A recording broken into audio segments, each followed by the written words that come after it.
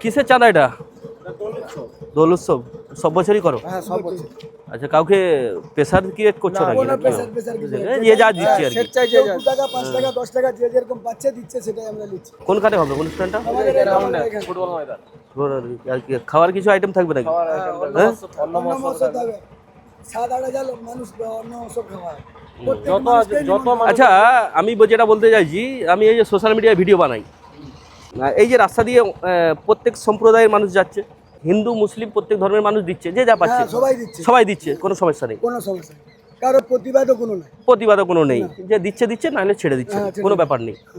কিন্তু আজকের দিনে আমরা সোশ্যাল মিডিয়ায় দেখতে পাচ্ছি যে হিন্দু মুসলমান এই যে এরকম ভীতি বিচ্ছিরি ব্যাপার চলছে। এখানে রাস্তা দিয়ে যাচ্ছে, অধিকাংশ মুসলিম লোকও আছে, হিন্দু লোকও আছে, প্রত্যেক ধর্মের মানুষই দিচ্ছে, যে যা পাচ্ছে। তো মূলত সেই জন্য ভিডিওটা করা।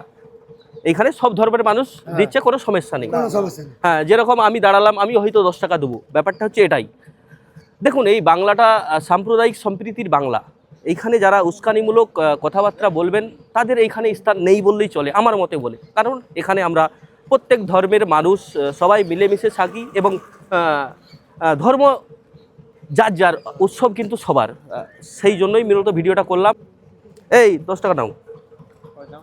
10 টাকা একটু দাও না। না, 10 টাকাই নাও, ঠিক আছে, ধরো। লে নাও। যাক, ভালো থাকবেন, সুস্থ থাকবেন।